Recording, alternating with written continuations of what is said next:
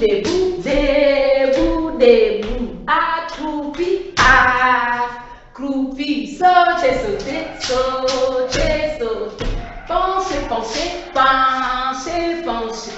Bonjour les amis, aujourd'hui nous sommes encore là avec Madame Pauline, mais nous n'allons plus traiter les chiffres 2, maintenant nous allons traiter une autre chose. Cette chose est la découverte de moyens de communication ancestrale. Ça veut dire quoi? Nos ancêtres se communiquaient aussi. Avec quoi les amis? Avec beaucoup de choses. Comment ils se communiquaient?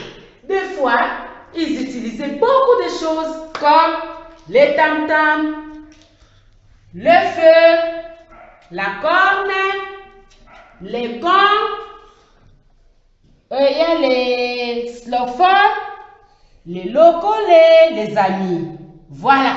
Il y a encore plusieurs d'autres choses que je n'ai pas pu reproduire ici. Comme le geste. Il faisait aussi des gestes. Si tu fais comme ça veut dire viens.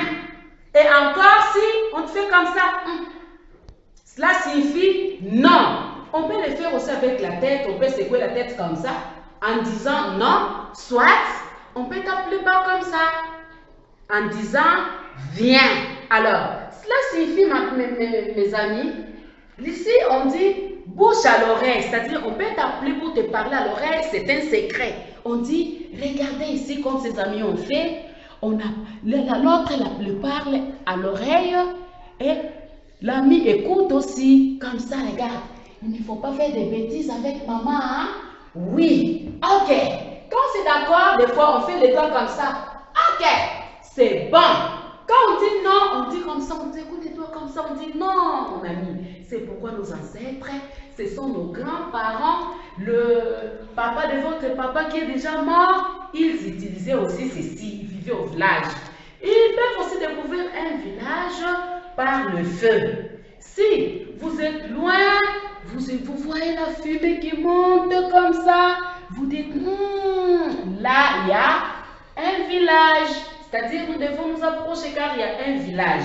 Ou parfois, il y a une fête, ils vont se réunir, ils vont se rassembler autour des tam-tams, ils vont jouer comme ça, ils vont jouer avec le main, ils vont battre les tam-tams. Ça, les amis, ils doivent écouter. Écoutez, s'il y a des petits enfants qui font du bruit, ils vont leur dire, écoutez, écoutez, nous entendons, il y a un son qui sort de là, écoutons-le, et peut-être les gens, oh, il y a une fête là-bas. Ils jouent au tam-tam, nous entendons les sons. Voilà, il y a les sons qui résonnent, ces sons-là, c'est les sons du tam-tam. Soit il y a un deuil, les amis. S'il y a quelqu'un qui est mort, on va utiliser les locolés. Les locolés, on utilise avec deux bâtons comme ça. Ces deux bâtons sont là. C'est ça qui aide la personne a joué au locolé. Moi, je n'en ai pas ici, je n'ai pas prévu ça, mais j'utilise mes doigts comme le deux bâtons du locolé comme ça. Alors, je prends ma table comme le locolé, comme ça. Si ils annoncent une bonne nouvelle, vous allez voir qu'ils vont changer la manière de sonner le locolé comme ça. Là, les parents disent aux enfants s'ils dérangent, hé, les amis, écoutez. Il y a un son du locolé qui résonne là-bas. Il nous parle, il nous annonce quoi? Il nous communique quoi? Peut-être il y a la fête. Ok, s'il y a une grande fête, les amis, on va dire, ok, c'est une fête. Mais s'il y a un deuil, toujours avec les locolés, les amis, ils vont changer la manière de raisonner ça, comme ça. Toujours s'il y a les petits enfants qui dérangent, comme ils ont toujours tendance de déranger, on va leur dire, écoutez, ouvrez les oreilles, il y a un locolé qui résonne là-bas, il nous annonce quelque chose, c'est quoi? Il nous parle de quoi? Oh là là, oui, il y a un deuil, il y a quelqu'un qui est mort. Il y a quelqu'un qui est mort là-bas, oh là là, c'est quel endroit? Oh, dans le village voisin.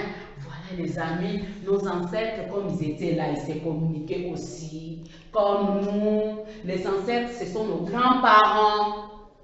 Ce sont nos arrière-grands-parents, les amis. Ah, ma jupe est évasée, ma jupe est évasée. Fais comme ça, évasée. Quand je fais comme ça, évasée. Quand je fais, slip est déchiré, maman raccommode. Mon slip est déchiré, maman raccommode. Voilà les amis, aujourd'hui je disais, nous allons parler de moyens de communication ancestrales.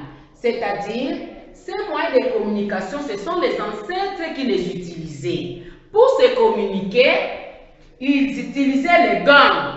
S'il y a une fête, ils vont résonner les gants comme ça avec les bâtons. Gong. Les amis, beaucoup de villageois, beaucoup de gens autour d'un tam-tam en train de danser. En train de danser. Oh, bole, oh ouais, oh ouais, oh ouais. Bim tralala, bim tralala, pipi palipala. À la fête du village, à la fête du village.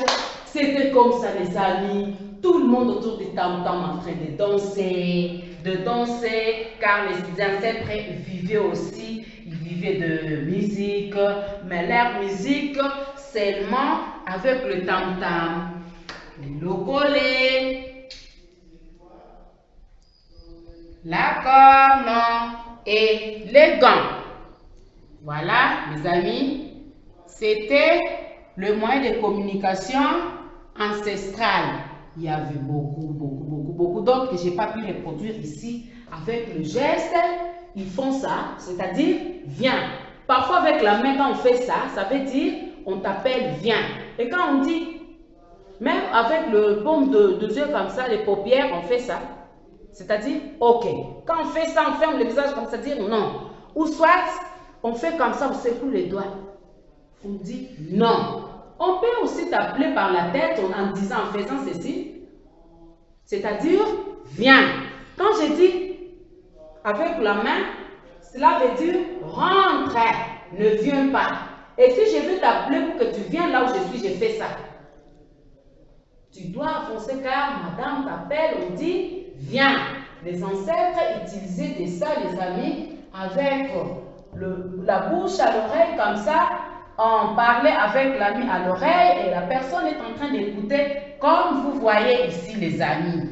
Ou soit le gant pour se divertir. Alors c'était ça le moyen de communication ancestrale les amis. Ok, les restes nous allons commenter avec d'autres cours car il y en a beaucoup. Nous allons les identifier dans d'autres cours avec d'autres dames. Voilà, c'était Madame Pauline Pemba de la première maternelle au complexe scolaire Zanelli. Ok, les parents, comme abonnez-vous.